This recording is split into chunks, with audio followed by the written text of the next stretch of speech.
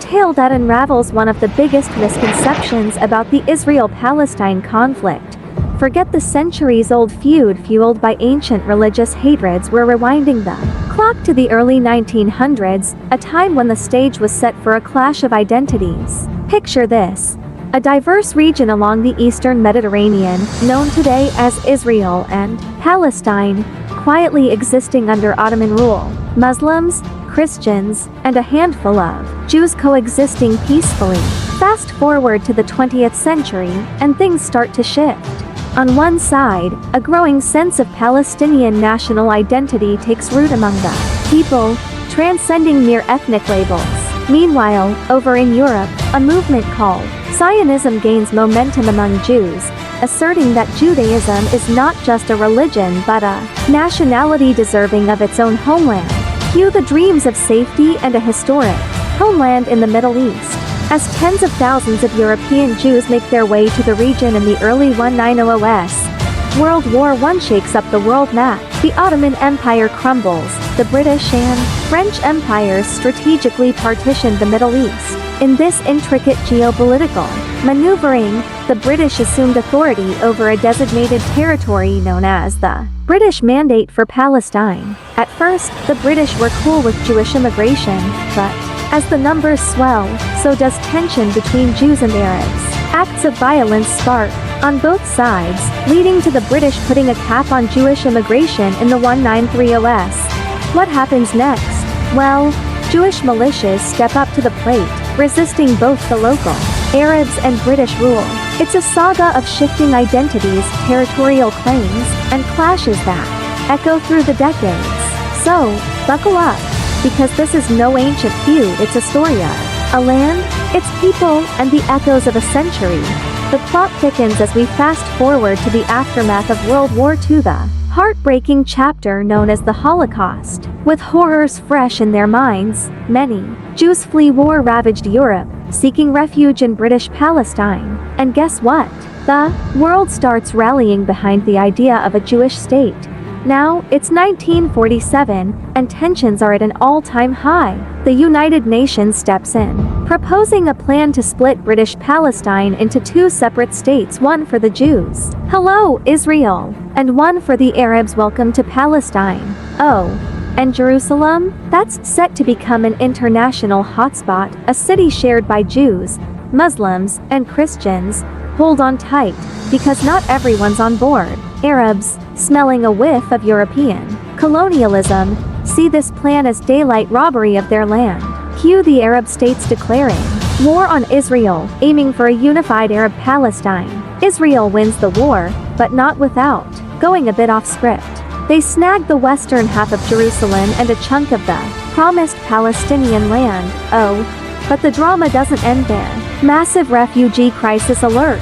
Israel kicks out a bunch of Palestinians, leaving them displaced and creating a refugee population that still echoes today, about 7 million strong.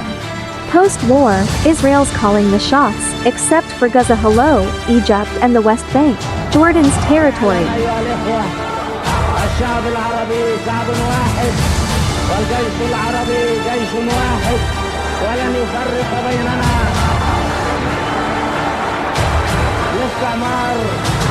And guess what?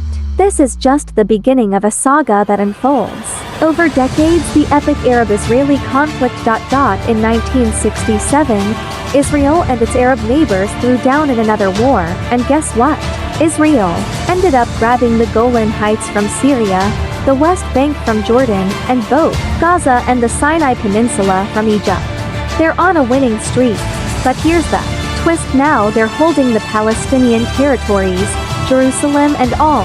Fast forward to 1978, and Israel and Egypt are shaking hands on the Camp David Accords, brokered by none other than the US. Controversy alert. Israel hands Sinai back to Egypt as a peace offering. Cue outrage in the Arab world. Even Egyptian President Anwar Sadat pays the price with his life. But wait, there's more. Over the next few decades, other Arab states reluctantly make Peace with Israel. Still, the military is camped out in the West Bank and Gaza, turning this into a full-blown Israeli-Palestinian showdown. Enter the stage, the Palestinian Liberation Organization PLO, formed in the 60s to fight for a Palestinian state. At first, they're all about wiping Israel off the map, but eventually, they warm up to the idea of a divided land. Hold your breath, because the conflict rages on. Acts of terror, Israeli invasions, it's like a roller coaster you can't get off. Even a ceasefire in Lebanon gets shattered. The PLO's leader gives a nod to dividing the land, but guess what? Meanwhile, in the Israel-occupied Palestinian territories, something dramatic is brewing. Picture this. Israelis, known as settlers, rolling into the West Bank and Gaza, setting up shop whether Palestinians like it or not.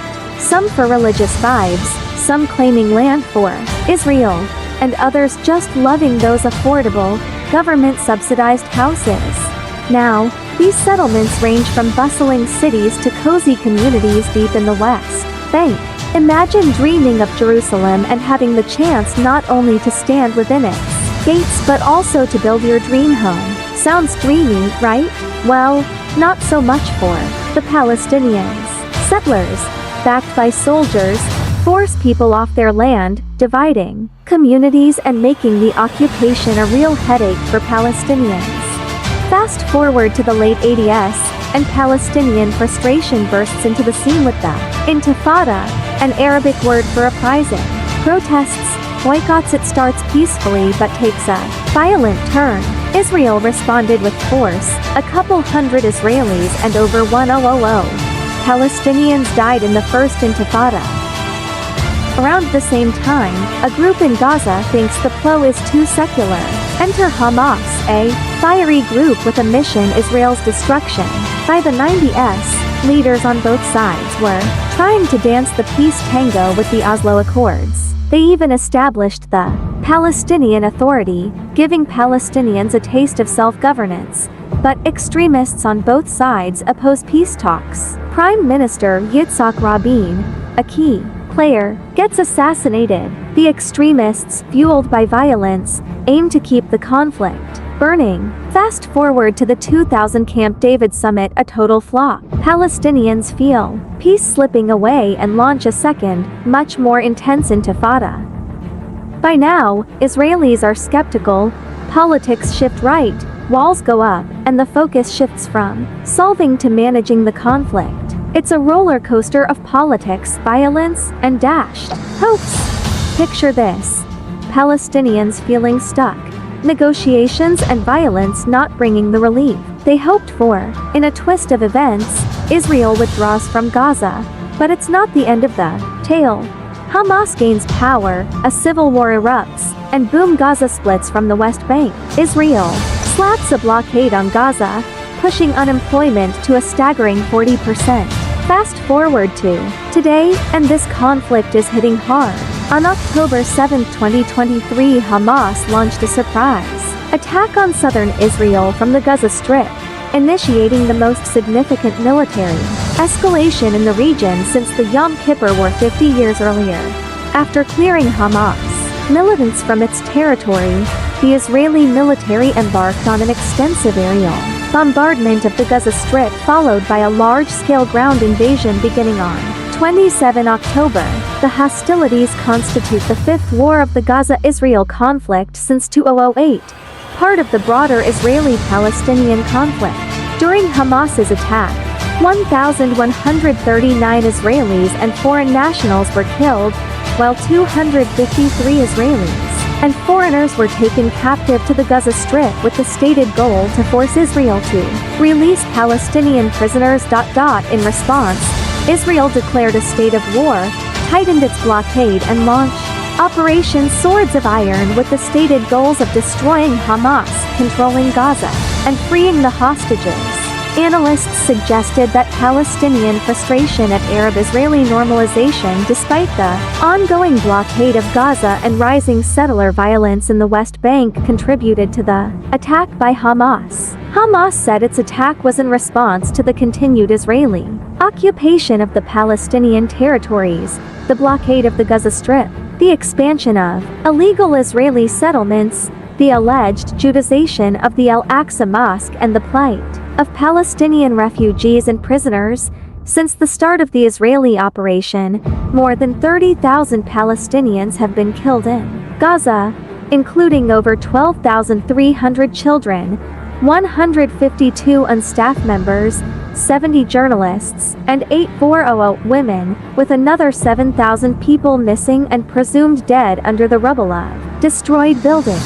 By mid-December, Israel had dropped 29,000 munitions on Gaza, destroying or damaging 70% of homes in the Strip. Experts say that the scale and pace of destruction in Gaza is among the most severe in modern history. A humanitarian crisis has developed in the Gaza Strip, with healthcare in a state of collapse, shortages of food, clean water, medicine and fuel due to the blockade, electricity and communications blackouts, and the unwarning of potential famine. Nearly all of Gaza's 2.3 million population have been internally displaced, while thousands of Palestinians have been detained by Israel. Geopolitical divisions emerged by region, with much of the Western world providing strong support to Israel militarily and diplomatically, including Germany, the United Kingdom UK, and the United States US, while the Islamic world and much of the global South denounced Israeli actions or cut ties with the country. In response to U.S. backing of Israel, Iranian-backed militias attacked American bases in Iraq, Syria, and Jordan. In Gaza, it's a different ballgame. Periodic wars with Israel, and guess what? The casualties are overwhelmingly Palestinian, including innocent civilians. In Israel, though, many are becoming apathetic. The occupation seems like a distant issue, with brief but horrible moments of violence. Peace? Not much political will for that. What's next? A collapse of the Palestinian Authority, or something else? Nobody's sure. What we do know is this can't last much longer. Israel's grip on the Palestinians is shaky, and unless something big changes, brace yourselves, whatever comes next might be much worse. Stay tuned, because the tale of this conflict is far from over.